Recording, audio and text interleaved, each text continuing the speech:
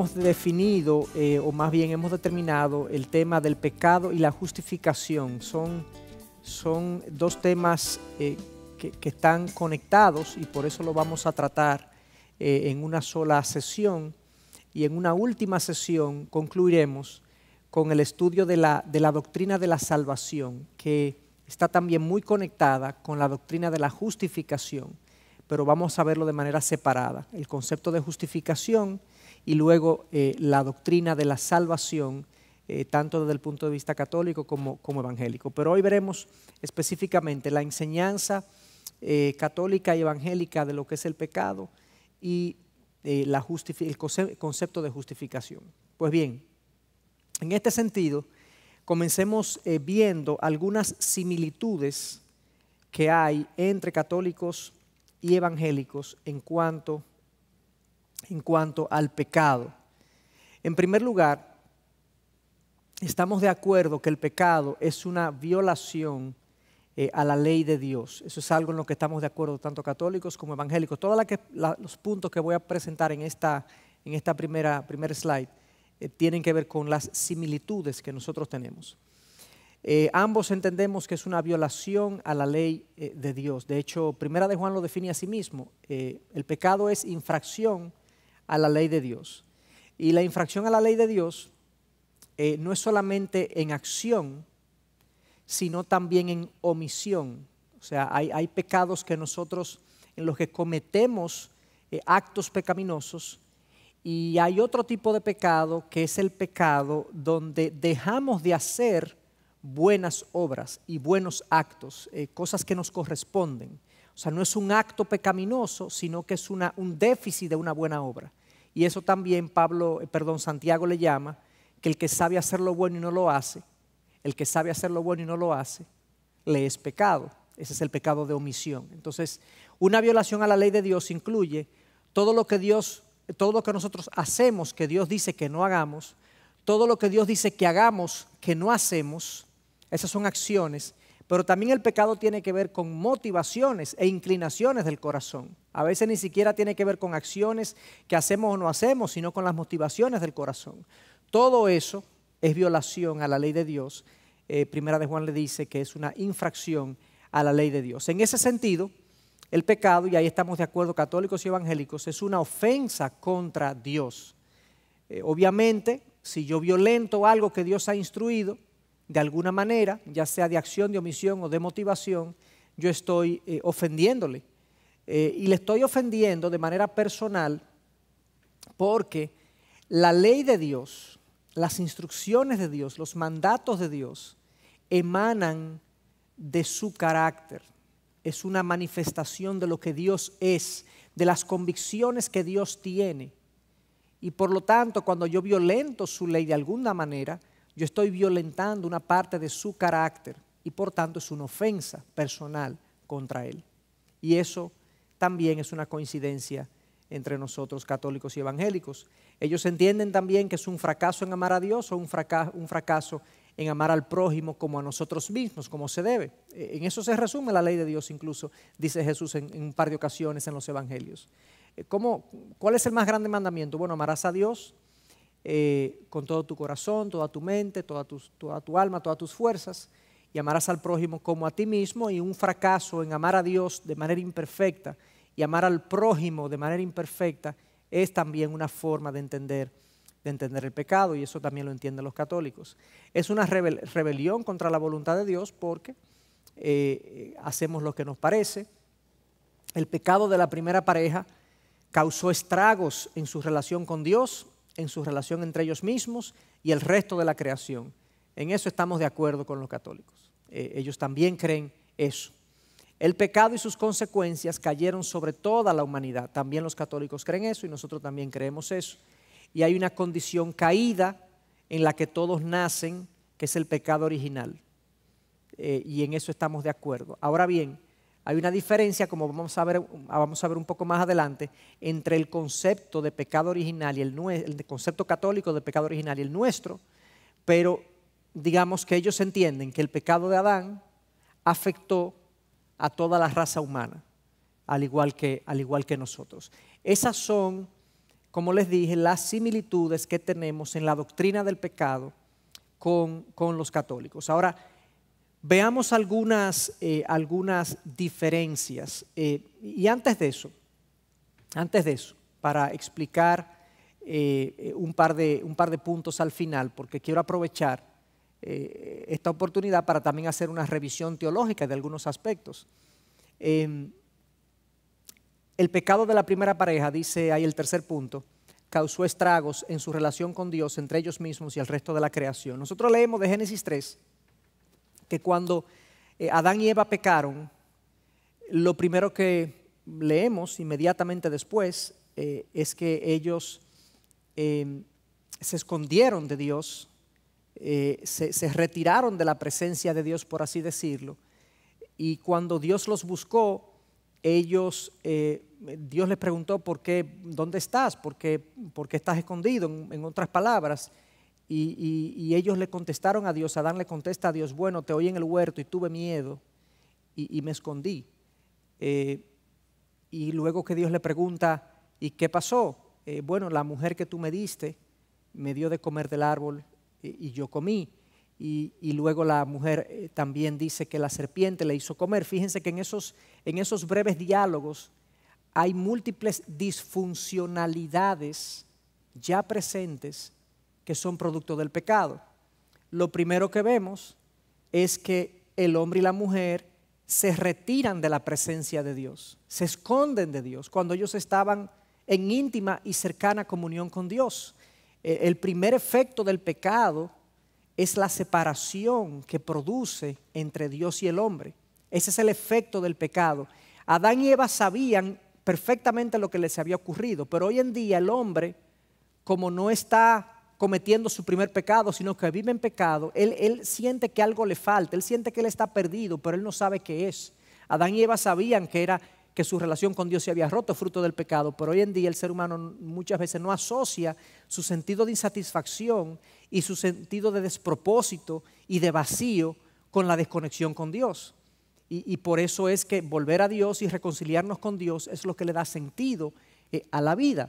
Pero ahí comenzamos a ver en esa primera situación cómo el pecado comenzó a producir una separación entre Dios y el hombre. Ese es el efecto del pecado. El pecado de hecho separa a Dios del hombre. Lo segundo que nosotros vemos es que obviamente el hombre siente miedo por primera vez.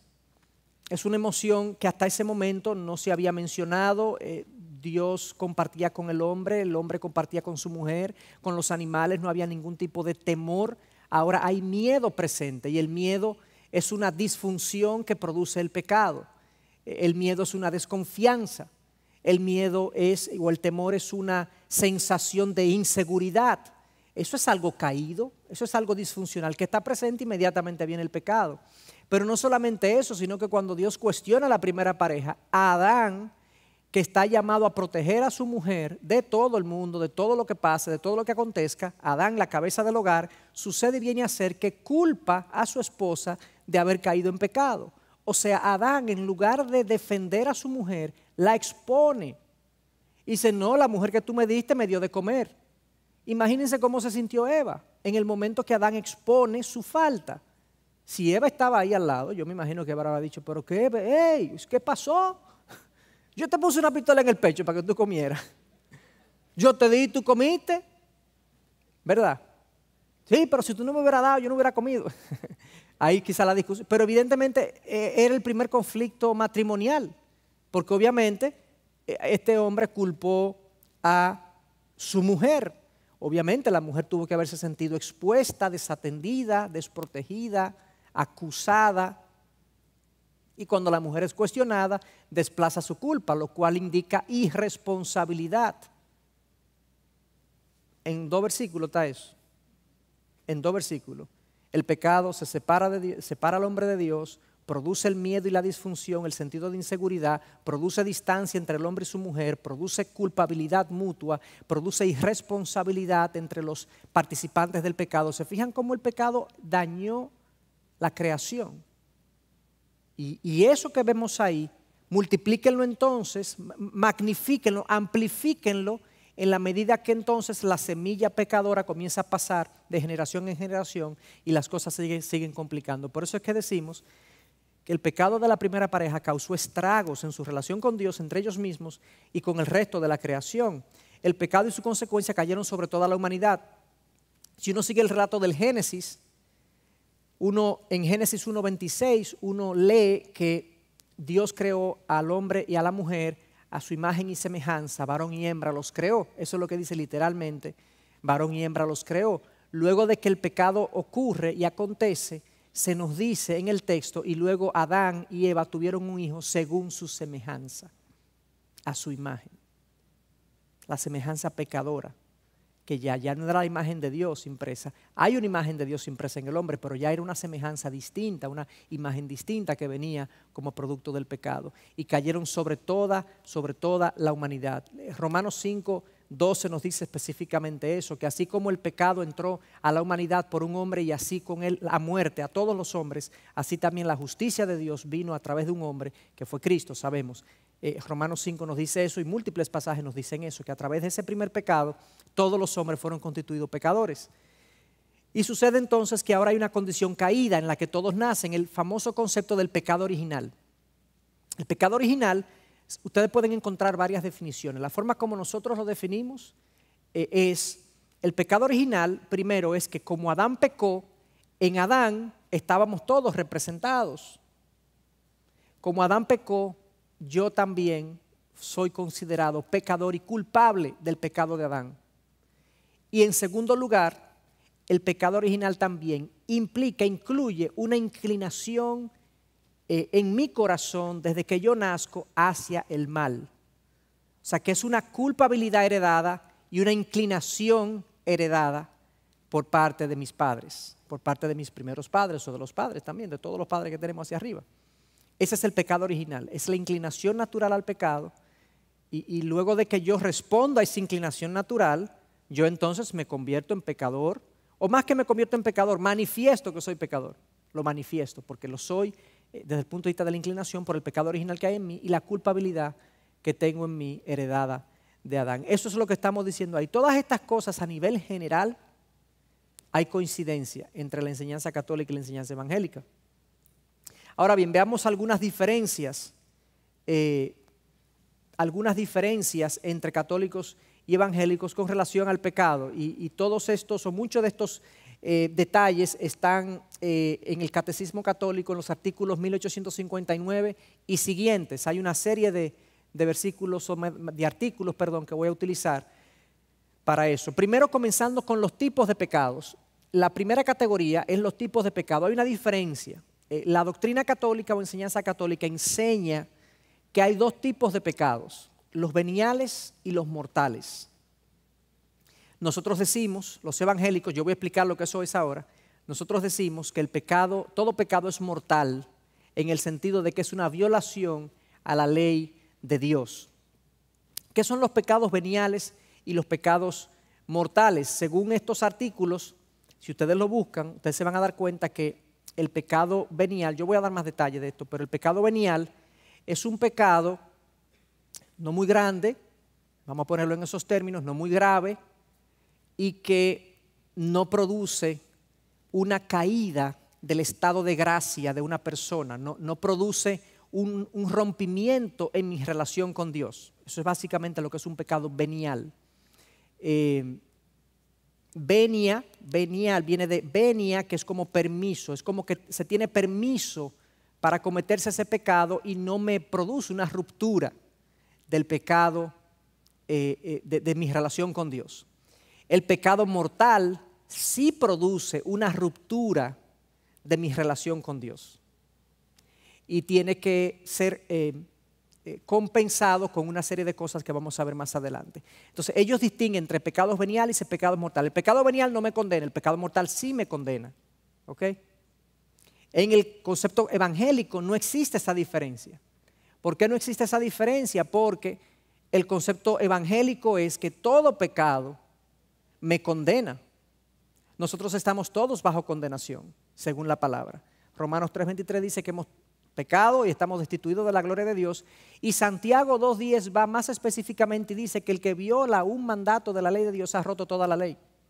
Se ha hecho culpable de todos, de haber violado toda la ley. Y uno dice, pero ¿cómo es posible que Santiago diga que el que rompe un mandato de la ley de Dios es culpable de haber roto la ley? Bueno, porque la ley es un todo, es un reflejo del carácter de Dios. Imagínenselo de la siguiente manera. Hay una ventana de vidrio, ¿ok? Esa ventana de vidrio, viene un niño y tira una piedrecita pequeñita en esa ventana de vidrio y la rompe, ¡pran! Y se rompe. ¿Cómo está la ventana luego de la piedrecita? Está rota, ¿verdad? Ok, supónganse que otro niño viene con un peñón o dos peñones y a otra ventana que está al lado le tira el peñón o los dos peñones. ¿Cuál de las dos ventanas está más rota? Están rotas las dos. Pero la otra fue una piedrita más pequeña, la otra fue una piedra más grande, pero están rotas las dos. Entonces, la dimensión del pecado no determina la ruptura se da. Cuando yo peco poco, peco poquito, peco chiquito, yo peco. ¿Me explico? La Biblia no hace diferencia entre el pecado completo, grande, y el pecado menor. Obviamente hay algunas enseñanzas en la Biblia que sí nos hablan de pecados más graves que otros, pero son pecados como quiera, son rompimientos a la ley de Dios. Entonces, esa es la primera diferencia sustancial entre nuestro entendimiento del pecado y el entendimiento católico romano del pecado. En otro sentido, el pecado original, el entendimiento que tenemos nosotros del pecado original, los católicos dicen que con el pecado original se rompe el dominio que el alma o la razón tenían sobre el cuerpo. En su capítulo 400 hablan de esto, yo voy a explicar eso. Había una tensión latente, según la doctrina católica, previa entre la razón y el cuerpo, que era mantenida por la justicia original. Esta tensión era parte de la creación. El pecado original es un desorden más que una corrupción. ¿Qué es lo que ellos están diciendo? Ellos dicen lo siguiente: el ser humano ha sido creado, según Génesis 1, 26 y 27, a imagen y semejanza de Dios. ¿Okay? El concepto de imagen y el concepto de semejanza en la doctrina católica del hombre es muy importante. Para ellos, imagen es una cosa y semejanza es otra cosa. Imagen tiene que ver con la capacidad de raciocinio del hombre. Semejanza es que tenemos ciertas facultades parecidas a Dios. Facultades de rectitud, de santidad. Entonces, ¿qué es lo que dice? La imagen de Dios, mi capacidad de raciocinio, mi alma, esa es mi alma, controla mi cuerpo, la controla por la razón, por mi espíritu, controla mi cuerpo y lo mantiene a raya. O sea, antes del pecado, la doctrina católica dice que había internamente en el hombre una lucha entre los deseos de su cuerpo y la razón de su alma. ¿Ok? El pecado lo que hace es que el hombre ignora la razón, ignora los mandatos de la imagen de Dios, por así decirlo, y le hace caso a su cuerpo y cae en pecado. Eso es lo que plantea cuál fue el origen del pecado original. Entonces, el pecado es visto como un desorden de facultades. Ahora el cuerpo, los deseos tomaron prevalencia sobre la razón. El cuerpo pudo más, el deseo pudo más que la razón y la santidad, la justicia original que Dios se había puesto en el alma humana. Pero nosotros decimos, los evangélicos reformados, o sea, conservadores, ortodoxos, por así decirlo, esa tensión no era parte de la creación. El hombre fue creado perfecto. Dios dice al final de la creación del hombre que su creación había sido muy buena. Por lo tanto, Dios no puede categorizar o catalogar algo como muy bueno cuando había una tensión o una inclinación al mal. Entonces, era muy bueno. El pecado, entonces, para nosotros no es un problema de desorden de facultades, es una corrupción en todas las facultades humanas, en la razón, en los deseos del cuerpo, en todo. No se trata solo que ahora el cuerpo decide, sino que tanto el cuerpo como la razón ahora desean lo que no deben. O sea, nosotros hemos sido afectados por el pecado en todas nuestras facultades. No había antes del pecado de que una competencia entre el cuerpo y la razón. No había esa tensión. No había había una sola, digamos, un solo deseo que fue tentado, como nos dice la palabra, por el tentador y fue inclinado en una dirección incorrecta, pecaminosa, pero ahí hay una diferencia en el concepto de pecado original. En resumen, ellos los ven como un desorden de facultades, nosotros lo vemos como un deterioro, una corrupción de las facultades. Se nos dañó la razón. No fue que el cuerpo pudo más, fue que se nos dañó la razón. Entonces, siguiendo las categorías, hay una diferencia también en las consecuencias del pecado. Los católicos dicen, la caída entonces destruyó la semejanza de Dios en nosotros. La rectitud y la inmortalidad que teníamos la destruyó, pero solo dañó la imagen, la razón y el intelecto. Ellos diferencian imagen de semejanza. Nosotros decimos, la caída produjo una corrupción de todo lo que es el ser humano. El pecado se extiende a toda la naturaleza humana. O sea, ellos dicen, por un lado la semejanza de Dios se destruyó, pero la imagen se dañó solamente. Nosotros decimos, no, todo fue afectado profundamente. No fue totalmente destruido nada. Nada fue totalmente destruido, sino que fue profundamente dañado por el pecado, todas nuestras facultades. Y ellos siguen diciendo en su entendimiento del pecado que la creación, más consecuencias, la creación es capaz de transmitir gracia. Yo pongo ahí un ejemplo de agua, aceite, pan, vino, gente, ahora le explico, por esa visión de que el pecado no fue devastador. Nosotros decimos, la creación ha caído tan profundo que no posee la capacidad de transmitir gracia. Dios tiene que intervenir. Los católicos entienden que la naturaleza, hay una conexión muy cercana entre Dios y la naturaleza, y el pecado no dañó la creación al punto de que los elementos de la naturaleza, como el agua, el aceite, el pan, el vino y la gente, fíjense que todos esos elementos son usados en los diferentes sacramentos que tiene la iglesia.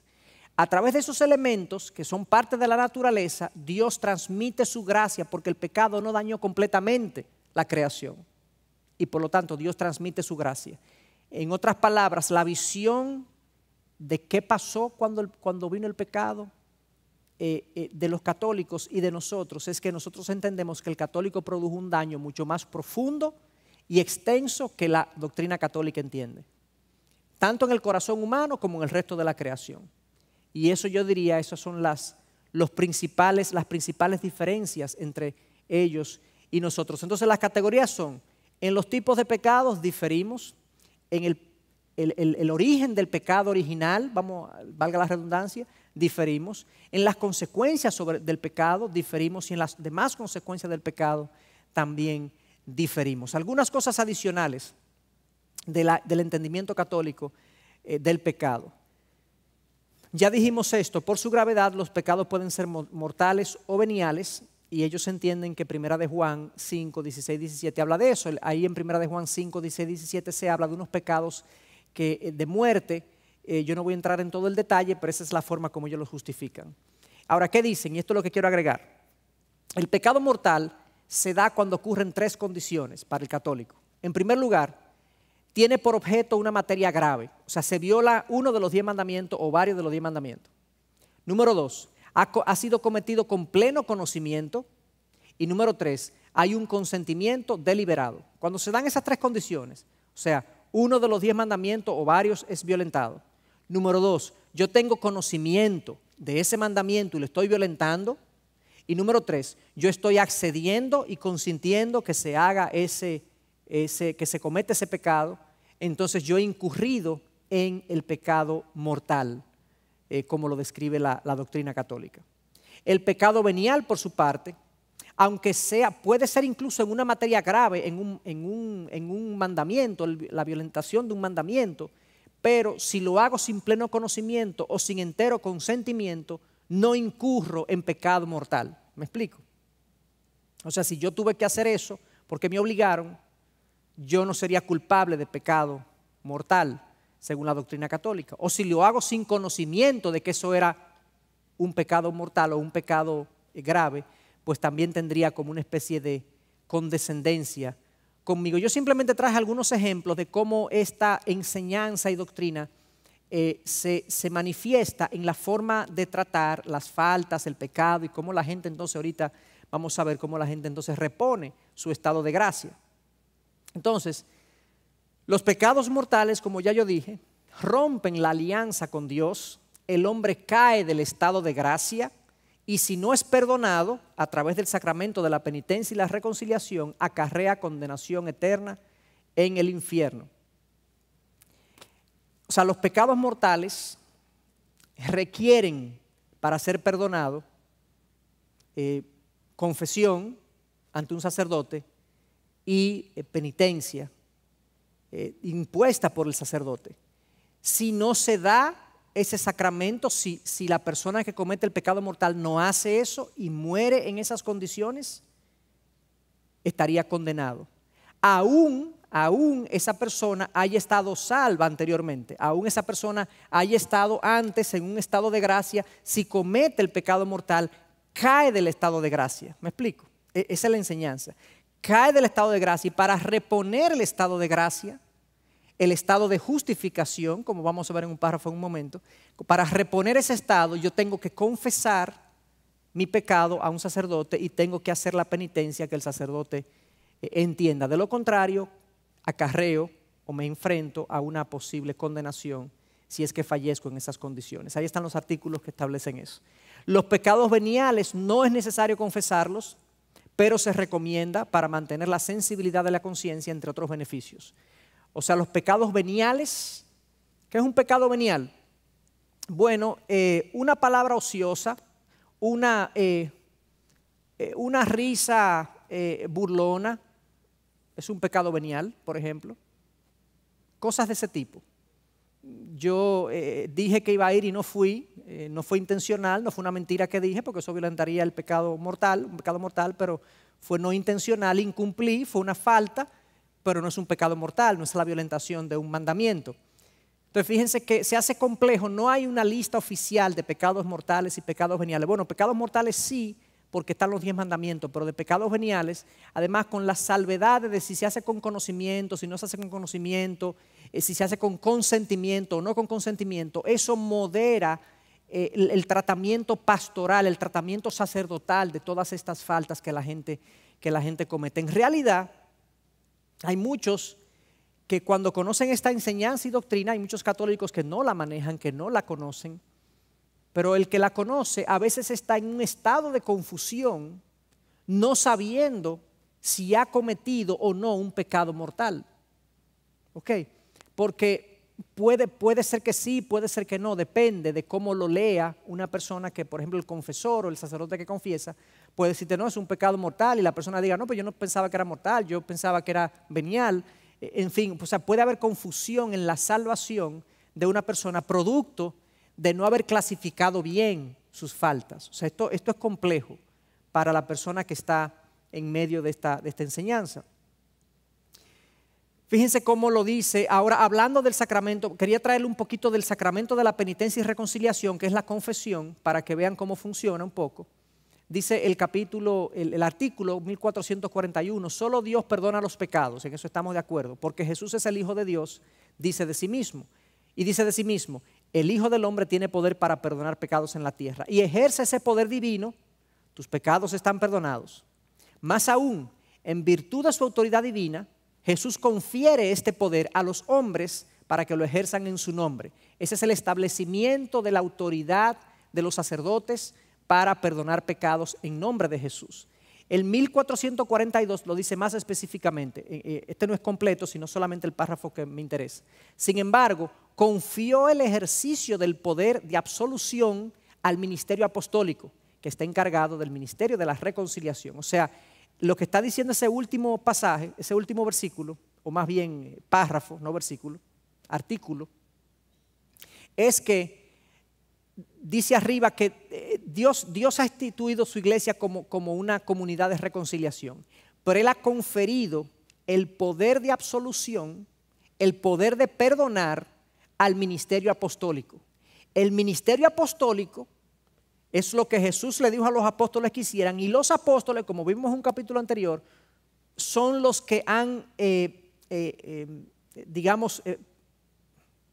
han autorizado a los obispos y sacerdotes a seguir haciendo lo que ellos hacen. Ese es el ministerio apostólico, el que baja por la vía de los sacerdotes, obispos y sacerdotes. Entonces, el poder de perdonar pecados mortales está en la Iglesia católica, en manos del sacerdocio, del liderazgo de la Iglesia. Eso es lo que dice ese artículo. De hecho, eso es importante entenderlo porque la Iglesia católica entiende que la persona se salva por vía de la Iglesia. Es la conexión con la Iglesia y la capacidad de la Iglesia de transferir gracia por medio de sus sacramentos que te da salvación. Si tú no estás conectado a los sacramentos de la Iglesia, tú no puedes obtener salvación, porque los sacramentos de la Iglesia, comenzando con el bautismo, es necesario para salvación. El de la penitencia, por ejemplo, si tú cometes un pecado mortal, es necesario para reponer tu estado de gracia. Miren cómo lo dice el artículo 1446. Cristo instituyó el sacramento de la penitencia en favor de todos los miembros pecadores de su Iglesia. Ante todo, para los que después del bautismo hayan caído en el pecado grave y así hayan perdido la gracia bautismal y lesionado la comunión eclesial.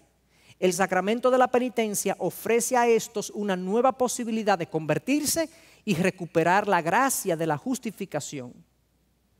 O sea, que la persona que comete un pecado grave, un pecado mortal, según este artículo, aún después del bautismo, es importante aún después del bautismo porque, según la doctrina católica, el bautismo me confiere la gracia de la justificación que yo tengo que mantener a través de mi vida, por los diferentes sacramentos y por la forma como yo vivo.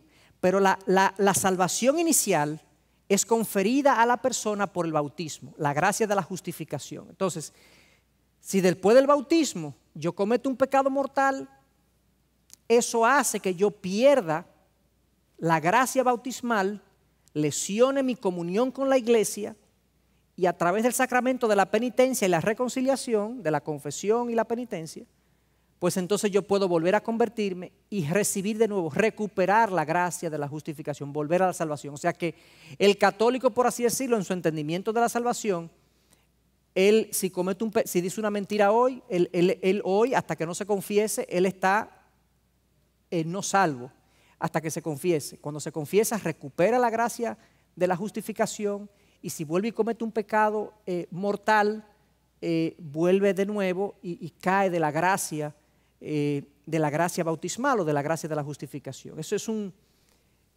un tema complejo de administrar espiritualmente hablando, porque hay una inseguridad permanente en el estado de mi alma y en la seguridad de mi alma, en la salvación de mi alma. Entonces, luego de haber visto eso, ¿cuál es la posición evangélica reformada con relación al pecado en sentido general? Quisiera hacer algunas declaraciones que nos pongan en la misma página. En primer lugar, ya dijimos que nosotros no tenemos una división de venial y mortal. Todo pecado es condenable y por tanto mortal. Según Santiago 2:10, el que rompe uno de los mandamientos se hace culpable de todos, de haberlos roto todos, como dijimos el ejemplo de la ventana o la ilustración de la ventana, pero no para el Hijo de Dios. ¿Cómo así? Bueno, si tú eres un hijo de Dios y tú pecas, tú no pierdes tu salvación. Eso es lo que nosotros enseñamos, eso es lo que la palabra de Dios enseña en múltiples pasajes. El Hijo de Dios es hijo.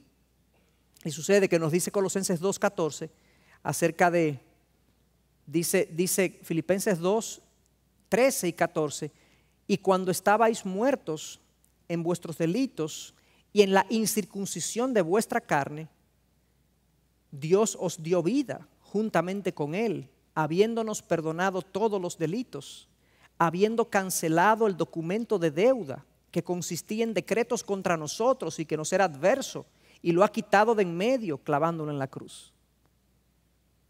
O sea, el documento de deuda, de pecados y de faltas que el Hijo de Dios tenía en su contra, Dios lo quitó de en medio. ¿De cuáles pecados? De todos tus pecados.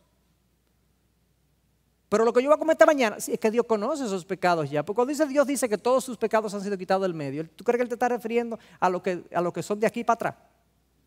Porque Dios conoce todo, Dios sabe todo, Dios no vive en el tiempo, Dios conoce todo de principio a fin. Él dice, todos tus pecados han sido perdonados. Entonces, ese documento de deuda ya no te es adverso. Por lo tanto, cierto, cualquier pecado es condenable, me condena, pero no para el Hijo de Dios. El Hijo de Dios sigue estando en comunión con Dios. La otra pregunta que nosotros hacemos es, ¿el perdón de pecados mortales depende de un sacramento? O sea, si yo cometo un asesinato, o digo una mentira, o cometo cualquier otro pecado que está en los 10 mandamientos, decir que requiero del sacramento de la confesión en la forma establecida por la iglesia para ser perdonado y para que se restablezca la gracia de la justificación, eso obviamente es algo que está fuera de la palabra. Y primera de Juan 1:9 literalmente nos dice que si pecamos, quiero buscarlo para leerlo literalmente, dice, si confesamos nuestros pecados, Él es fiel y justo para perdonarnos los pecados y para limpiarnos de toda maldad. Algún católico puede decir, ahí está la confesión. Sí, pero a Dios es que dice. Si decimos que no hemos pecado, le hacemos al mentiroso, su palabra no está en nosotros. Si confesamos nuestros pecados, Él es fiel y justo para perdonarnos los pecados y limpiarnos de toda maldad. Realmente, bíblicamente, el perdón de cualquier pecado no requiere ningún ritual para el perdón del mismo. Nosotros entendemos que un cristiano no cae del estado de gracia, sino que es preservado por Dios. Cada uno de estos acápites pudiera convertirse en una clase en sí misma, en un tema en sí mismo, pero simplemente para refrescar algunas ideas y conceptos importantes para nosotros. Jesús hablando, vuelvo y repito, un cristiano no cae del estado de gracia, sino que es preservado por Dios. Juan 10, 26 al 30 dice, pero vosotros no creéis porque no sois de mis ovejas oyen mi voz y yo las conozco y me siguen, y yo les doy vida eterna y jamás perecerán y nadie las arrebatará de mi mano. Mi Padre que me las dio es mayor que todos y nadie las puede arrebatar de la mano de mi Padre. O sea, estamos en las manos del Hijo, estamos en las manos del Padre, nadie nos puede arrebatar de las manos del Hijo y de las manos del Padre. Y nosotros conocemos la voz de Cristo y le seguimos. Primera de Juan 2:19, si ustedes quieren buscar un trabalengua en la Biblia, este es uno, dice lo siguiente, de la gente que salió de la iglesia, dice salieron de nosotros, pero en realidad no eran de nosotros, porque si hubieran sido de nosotros, habrían permanecido con nosotros, pero permanecieron a fin de que se manifestara que no todos son de nosotros. ¿Se fija que es un trabalengua? Y yo no estoy exagerando, eso es textualmente lo que dice. Estaban aquí, se fueron, pero no eran de nosotros, porque si hubiesen sido de nosotros, hubiesen permanecido con nosotros. O sea, el cristiano no cae, no se va. Él se puede desorientar en un momento dado de su vida. Él se puede enfriar en un momento de su vida. Pero ¿qué es lo que Dios hace? ¿Qué es lo que Dios hace cuando eso pasa? Esto es lo que Dios hace. Dios disciplina a sus hijos. No lo deshereda. Dios nos disciplina. Tú te desorientaste, te enfriaste. Dios va a tratar contigo. Él no te va a sacar de su reino, Él te va a pulir. Y literalmente lo que dice Hebreos 12, que todos conocemos ese pasaje, eso es lo que nos dice. Un hermoso pasaje que tiene tanto que decirnos acerca de la vida cristiana. Hijo mío, no tengas en poco la disciplina del Señor, ni te desanimes al ser reprendido por Él, porque el Señor al que ama disciplina y azota a todo el que recibe por hijo. Es para vuestra corrección que sufrís. Dios os trata como a hijos, porque ¿qué hijo hay a quien su padre no discipline? Oigan lo que dice aquí. Al presente, ninguna disciplina, versículo 11, parece ser causa de gozo, sino de tristeza. Sin embargo, a los que han sido ejercitados por medio de ella, les da después fruto apacible de justicia. Dios trata conmigo cuando yo me enfrío, cuando yo me desvío, me desenfoco. Dios me disciplina. Y esa expresión que que es una advertencia, una cita del Viejo Testamento: no tengas en poco la disciplina del Señor, ni te desanimes al ser reprendido por Él. Esos son los dos extremos en los que nosotros podemos tomar la disciplina del Señor. Un extremo es tenerla en poco. ¿Cómo así? No tengas en poco la disciplina del Señor. Es decir, el Señor está tratando contigo y conmigo, está tratando contigo, y tú no le estás poniendo caso. ¿Ustedes no le han dado alguna vez, bueno, no sé ustedes, los papás a veces han lidiado con sus hijos y a veces hasta le damos una pelita y no le duele? Y no le hace nada. Y no nos hacen caso. Estamos en un proceso de disciplina, en un proceso de corrección, y el niño no nos hace caso. Eso irrita a más no poder a un papá, ¿o no? Bueno, eso es tener en poco la disciplina. Dios a veces está tratando con nosotros y nosotros no estamos poniendo atención a lo que Dios nos está diciendo, a lo que Dios nos está corrigiendo. Pero por otro lado, ese es un extremo, tener en poco la disciplina del Señor. Ni te desanimes al ser reprendido por Él. Entonces hay algunos que Dios trata con ellos y se deprimen. Les cae tan duro. Wow, yo era tan malo. Yo estaba tan mal. El Señor es tan duro conmigo. Otra vez, Señor. No te desanimes. No te desanimes. Ni tenga en poca ni te desanimes. Mantén el equilibrio. Dice, esto es bueno. Yo soy hijo. Me están tratando como soy. Necesitaba corrección. Dará fruto. Sigue adelante. Entonces, así lidia Dios con nuestros pecados. Dios, cometiste pecado mortal, te va para afuera.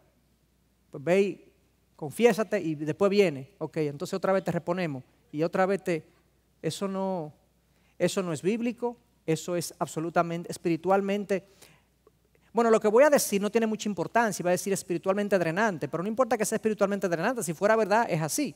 El punto es que no es bíblico y no refleja la verdad de Dios en cuanto al tratamiento del pecado en nuestras vidas. Entonces, con esa posición del pecado que nosotros acabamos de describir, hay muchas diferencias entre nosotros y los católicos, y la forma como el católico entonces se acerca al pecado en su vida es distinta. Cuando yo cometo un pecado venial, por ejemplo, se exhorta en el mismo catecismo. No tengo que confesarlo, pero se me exhorta a comer la Eucaristía, o sea, celebrar la comunión, la Eucaristía, la hostia, el pan y el vino, y hacer obras de caridad como una forma de calentar, por así decirlo, la caridad en mi corazón. Son las cosas que se recomiendan como una forma de dejar atrás los pecados veniales, y los mortales requieren entonces confesión. Y la confesión tiene varios componentes. Tiene el componente de la confesión, del arrepentimiento, y de la confesión, contrición, confesión y luego penitencia. No voy a entrar en todos esos detalles, pero la penitencia entonces, luego que yo confieso un pecado mortal, el sacerdote entonces me dice, tienen que hacer tal penitencia. Pueden ser oraciones, pueden ser obras de caridad, pero están asociadas a cómo el sacerdote entendió qué tan grave. Lo hice con conocimiento de causa, sin conocimiento de causa, tenía intención, no tenía intención, qué tipo de pecado fue. En función de eso, él gradúa su penitencia, aunque ya hay cierta sistematicidad en las cosas que se disponen. Saltemos un poco entonces al tema de la justificación, que era el segundo punto, pero que es la base de todo esta de la justificación, era eso que acabábamos de decir, todo lo que acabamos de decir del pecado. El tema de la justificación, decía Lutero, hace que la iglesia se mantenga en pie o caiga. O sea, este fue el tema más importante de la Reforma Protestante del 1500, del siglo XV, XVI. La justificación. ¿Qué es la justificación? Cómo el hombre es aceptado por Dios. Cómo el hombre se justifica delante de Dios. Cómo el hombre entra en una correcta relación con Dios. Eso es lo que significa justificación. Ese es el concepto de la justificación. Cómo el hombre puede reparar su relación con Dios y puede ser considerado por Dios como justo. ¿Cómo se hace eso?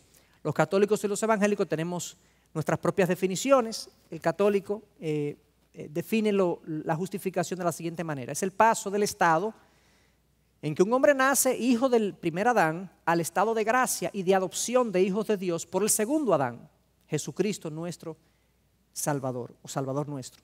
Es el paso del estado de hijo de Adán a hijo de Dios, adoptado por medio de Jesucristo. Si uno lee esa definición, uno estaría más o menos de acuerdo. Luego vamos a desenredar un poco y a profundizar lo que estas definiciones implican. Pero esa es la posición católica. La posición evangélica, esta es una definición, hay múltiples definiciones, pero una definición que entiendo es fiel a la palabra, es el acto legal instantáneo de Dios en el cual Él, primero, considera perdonados nuestros pecados y que la justicia de Dios es nuestra, y dos, nos declara justo ante sus ojos. Entonces es el acto legal a través del cual Dios considera perdonados nuestros pecados y que la justicia de Dios es nuestra y nos declara justo ante sus ojos. Entonces, ¿cuáles son nuestras diferencias? Si vamos así en diferentes categorías. Bueno, en primer lugar, la diferencia en este concepto, el concepto católico es que esto es un proceso, para el evangélico es un evento. O sea, es un proceso y para nosotros es un evento que ocurre en un momento dado. Lo vamos a entender por qué decimos una cosa y por qué decimos otra. ¿Cómo actúan los participantes en el proceso de justificación católico? Se nos dice que Dios infunde, en su artículo 20:20, Dios infunde la justificación comenzando en el bautismo y cooperando con la persona a lo largo de su vida. Nota, se genera una confusión entre justificación y santificación, eso lo voy a explicar ahora. Dios infunde, es una especie de, imagínense que nosotros somos una especie de tanque espiritual y Dios va llenando, nos va llenando de justificación y de gracia que nos justifica y nos va haciendo cada vez más justos. Y al final de la vida entonces, bueno, vamos a ver eso ahora, entonces somos declarados eventualmente justos. Dios la infunde en nosotros, la va como soplando dentro de nosotros a través de los diferentes sacramentos. En el caso de los evangélicos nosotros decimos, no, Dios la imputa, nos la coloca arriba como un regalo y el creyente la recibe sencillamente como un regalo de Dios. ¿Cómo ocurre? En el católico, a través de la vida, Dios le infunde en el alma del creyente. Así ocurre, a través de la vida Dios le infunde en el alma del creyente. Entonces, es la justicia de la persona que justifica, es decir, Dios en la doctrina católica no declara justo a nadie que no sea justo. Por lo tanto, la declaración de justo ocurre al final de tu vida. No al principio de tu vida espiritual, sino al final de tu vida. Si tú fuiste justo, depende de si tú hiciste todo lo que tenías que hacer, si tú cumpliste todos los sacramentos. Y si tú hiciste eso, entonces tú al final de tu vida, pues tú eres justo, ayudado por Dios, tú cooperaste con Dios, ayudado por Dios, tú eres justo y Dios te considera justo. En el caso de los evangélicos, ¿cómo ocurre? Bueno, por una declaración. Dios le imputa al creyente la justicia de Cristo, no nuestra, de Cristo. Entonces, ¿cuándo ocurre? Según la enseñanza católica, luego de la santificación. Según nosotros, antes de la santificación. Vamos a volver sobre ese aspecto ahora. Luego de que Dios te santifica al final de tu vida, Dios te considera justo. Para nosotros es al principio, tú eres justo. ¿De quién es la justicia que justifica? Bueno, de la persona en la que Dios va infundiendo, o sea, Dios va infundiendo en ti justicia, te va haciendo cada vez más justo, esa justicia es tuya, tú eres cada vez más justo. En el caso evangélico, de Cristo, y se le imputa, se le acredita, es una justicia alienígena, decía Lutero, que no me pertenece a mí, Dios me la regaló. Es cambiante o perdible, en el caso católico puede aumentar o disminuir. Además, un pecado mortal pudiera implicar que se pierde la justificación. ¿Ok? O sea, sí, puede aumentar y puede disminuir. Si tú cometes un pecado venial, tu gracia, tu justificación como que disminuye. Y si tú sigues teniendo éxitos espirituales, tú vas aumentando en gracia, aumentando en justificación. Si cometes un pecado mortal, pierde la justificación por completo, tienes que comenzar de cero, por así decirlo. Y así sucesivamente. En el caso de los evangélicos no depende de nosotros, es de Cristo, les es regalado, imputada a la persona, es algo que me dan, es seguro, es inmutable, es la justicia de Cristo. Nadie será justificada por las obras de la ley. dice Pablo en Romanos 5, 6, 7 y todo casi el libro de Romanos trata de eso, de que no somos justificados por las obras de la ley. El instrumento para los católicos son los sacramentos. ¿Cómo yo consigo ser justificado si yo cumplo todos los sacramentos? ¿Okay? El sacramento del bautismo, el sacramento de la confirmación, el sacramento de la Eucaristía, los 7 sacramentos que nosotros vimos, aunque hay 2 sacramentos que no todo el mundo los recibe, el sacramento del matrimonio y el sacramento de la ordenación, que son sacramentos de los sacerdotes o de los que se dedican al ministerio, como las monjas también, que es un llamado sacerdotal o un llamado, digamos, al ministerio. Esos son sacramentos que no todo el mundo tiene que vivirlo, pero los otros 5 sí tenemos todos que vivirlos, o pasarlo, experimentarlo para poder recibir la salvación y la justificación. El evangélico dice la sola fe, solo por gracia, solo por Cristo. Entonces, en los minutos que me quedan, yo le voy a dar un poco más de detalle de todo lo que dije, porque yo sé que he ido un poco rápido y quisiera revisar algunas cosas importantes. Lo primero es, ¿cuándo ocurre? Bueno, en Lucas, capítulo 18, hay un pasaje que ustedes conocen, o la mayoría conoce, que trata de una conocida parábola del fariseo y el publicano. La dijo Jesús, diciendo lo siguiente: refirió también esta parábola a unos que confiaban a sí mismos como justos y despreciaban a los demás. ¿Se dan cuenta quién está escrita esta parábola? A gente que se consideraba justa a sí mismo y despreciaban a los demás. 2 hombres subieron al templo a orar. Uno era fariseo, el otro era recaudador de impuestos. El fariseo, puesto en pie, oraba para sí de esta manera: Dios, te doy gracias porque no soy como los demás hombres, estafadores, injustos, adúlteros, y ni aún como este recaudador de impuestos. Yo ayuno 2 veces por semana, doy el diezmo de todo lo que gano. Pero el recaudador de impuestos, de pie y a cierta distancia, no quería ni siquiera alzar los ojos al cielo, sino que se golpeaba el pecho diciendo: Dios, ten piedad de mí, pecador. Y ahora Jesús dice, este es un comentario de Jesús, no la parábola, sino Jesús dice: os digo que éste descendió a su casa justificado, pero aquel no. Porque todo el que se ensalza será humillado, pero el que se humilla será ensalzado. Es el escrito más claro acerca de cómo es justificada una persona delante de Dios. ¿Cómo es justificada una persona delante de Dios? El que se humilla será exalzado. ¿Y cuál fue el acto de humillación de este recaudador? Un acto de arrepentimiento y de reconocimiento de su pecado delante de Dios. Ten misericordia de mí. Apeló a la gracia, a la misericordia de Dios, como lo hizo el ladrón en la cruz. Cristo, acuérdate de mí cuando estés en tu reino. Y Cristo le dijo: hoy estarás conmigo en el paraíso. Entonces, el acto de justificación es un acto instantáneo, fruto del arrepentimiento de una persona. Cuando yo me arrepiento de corazón de mis pecados, entiendo mi condición y le pido a Dios que me salve y que me perdone, eso me hace justo. Recibo la justificación. A partir de ahí, entonces, yo comienzo a caminar como una persona justificada, y la persona justificada es una persona que Dios va santificando. Pero no es al revés. No es que la persona santificada Dios lo justifica. No, es que a la justificado Dios lo santifica. ¿Me explico? El orden es totalmente contrario, es absolutamente contrario. Lo otro es salvación por obras. Esto es salvación por gracia. Las obras siguen la justificación. Las buenas obras siguen la justificación. Hay un gran debate católico y evangélico en qué quiere decir Santiago cuando dice que el hombre es justificado por sus obras. Y hay de hecho escritos, pero muchos escritos. Ustedes saben que Santiago dice que el hombre tiene que mostrar obras, y si la fe no tiene obras está muerta. Pero Pablo dice que nadie es justificado por las obras. Pero ¿qué es lo que Santiago está diciendo? Lo que Santiago está diciendo es que la fe que salva nunca está sola. Si tú tienes una fe salvadora, tú vas a tener obras que den evidencia de esa fe. Pero no son las obras las que te salvan. Es la fe que produce esas obras. ¿Me explico? Entonces, ahí lo primero, ¿cuándo ocurre? Ocurre al principio, cuando me arrepiento, en un acto de contrición. Al corazón contrito y humillado, dice el libro de los Salmos, no despreciarás tú, oh Señor. El Señor atiende al humilde.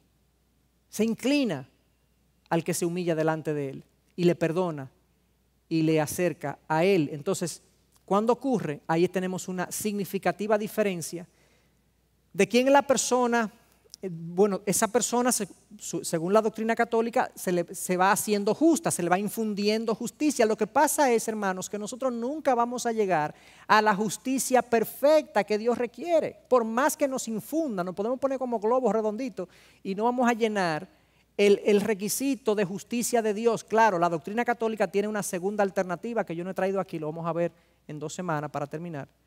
Que bueno, entonces si tú te vas con un déficit de justicia, tú te vas al purgatorio, entonces a purgar, digamos, a terminar de purificarte y llegar al nivel de justicia perfecta que tú requieres para entrar a la presencia de Dios.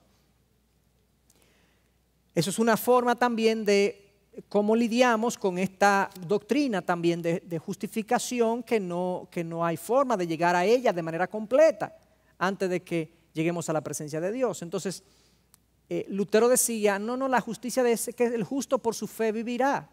Eso es lo que dice la Escritura, el justo por su fe vivirá. Efesios 2 dice que es por fe y no por obras para que nadie se gloríe, es por gracia a través de la fe. Yo creo, yo confío en el sacrificio redentor de Jesús y Dios me imputa, me regala la dádiva de la vida eterna. Eso es lo que dice literalmente la palabra, que la paga del pecado es muerte, más la dádiva de Dios en Cristo Jesús es vida eterna. Está claro que es algo que se me regala. Y 2 Corintios 5:21, que es el sino el mejor texto para el Evangelio en un resumen, dice que aquel que no conoció pecado, Cristo, Dios le hizo pecado por nosotros, para que nosotros fuésemos hechos justicia de Dios en él. O sea, la imputación de la justicia de Cristo, de la rectitud de Cristo en nuestro favor. Y ahora Dios me ve por medio de los ojos de Cristo, de la imagen de Cristo, por así decirlo, es que también mis pecados fueron imputados a Cristo y Él se los llevó en la cruz y ahora yo recibo su justicia y tengo salvación y soy justo delante de Dios. Eso obviamente no puede hacer, por eso es que no depende de mí, por lo tanto no cambia. Yo no puedo perder esa gracia, adquirir esa gracia, perder esa gracia, adquirir esa gracia, porque cuando Dios me declara justo, ya lo soy. He recibido vida eterna. No una vida que se acaba mañana, se acaba pasado mañana, sino una vida eterna con Dios. Y por último, el instrumento. Y aquí quiero hacer una salvedad, porque un católico que conozca su teología no va a decir que la salvación es por vía de los sacramentos. Va a decir que es Cristo la fuente de salvación y que es por fe en Jesucristo y por medio de la gracia de Dios. La pregunta es, ¿cómo se recibe esa gracia? Se recibe sí por medio de los sacramentos. Pero no son los sacramentos que salvan. Pero espérate, ¿pero los sacramentos son necesarios? Sí, son necesarios, pero no son ellos los que salvan. Entonces, realmente el que conoce su doctrina, el católico que conozca su doctrina, va a negar que los sacramentos es la fuente de la salvación. No es el instrumento de salvación, pero no la fuente de la salvación. Pero al final es como si fueran ellos entonces los instrumentos y fuente de salvación, porque si el sacramento es necesario, indispensable para salvación, como el sacramento del bautismo, por ejemplo, que la gracia de la justificación nos es dada cuando somos bautizados, entonces es el sacramento el que está haciendo el trabajo de la justificación y de la salvación. Entonces, la Iglesia Católica va a afirmar que es por fe, por gracia y Cristo, pero la pregunta también es, bueno, pero ¿se necesitan? Sí se necesitan, pero además de eso el problema es que no es solo gracia, no es solo fe, no es solo Cristo, como nosotros creemos que es solo la fe, solo por gracia, solo a través de Cristo. La palabra sola es tremendamente importante, por eso es que los reformadores, no Lutero no conoció las solas, fue más adelante, quizás que esas solas se concibieron y se resumieron. Él sí usó la sola escritura, por ejemplo, y algunos conceptos así, pero la sola fe, sola gracia y solo Cristo es tremendamente importante para nosotros entenderlo, de que solo la fe es lo que me conecta con Dios, solo la gracia de Dios me confiere la salvación y solo Cristo es el sacrificio representativo para mi salvación. Solo Él, sola la gracia y sola fe. Entonces, cuando nosotros vemos esto así, tanto en la forma como entendemos el pecado, como la forma como entendemos la justificación, y ya al final del último capítulo vamos a terminar un poco de ver la salvación y algunas cosas sueltas que todavía quedan por tratar, nos damos cuenta, aquí sí hay una enorme distancia entre lo que creemos nosotros y lo que creen los católicos. Y increíblemente, todavía la diferencia fundamental entre católicos y evangélicos sigue siendo la misma que hace 500 años, la justificación. La forma como el hombre obtiene salvación sigue siendo en la Iglesia Católica la misma que hace 500 años. Ha habido algunos cambios en algunos tratamientos de algunos rituales, como las indulgencias, que fue lo que más duro Lutero habló de ellas, pero en sentido general, la esencia de la justificación, de que el hombre es justificado solo por fe, solo por gracia, solo a través de Cristo, eso sigue siendo totalmente diferente en una y en otra. Y hermanos, no importa el título que yo me ponga y a la iglesia que yo vaya, si yo no creo que yo me salvo solo por fe, solo por mi confianza y esa confianza en el sacrificio de solo Cristo, y que eso se recibe como puro regalo de Dios, gracias. Si yo no creo eso, no importa si yo estoy aquí en la IBI o estoy en la iglesia católica o estoy en cualquier iglesia, yo no soy salvo. Yo tengo que entender ese evangelio independientemente de donde yo esté. Puede haber gente en la iglesia católica que lo entienda así y es salva, a pesar de que tenga muchas otras cosas que no, pero si entiende ese evangelio de que Cristo es la fuente de la salvación, de que es un regalo de Dios y de que también es la fe que me conecta con ese regalo de Dios, y yo pongo mi fe en ese sacrificio redentor, yo soy salvo. Eso es lo increíble del evangelio.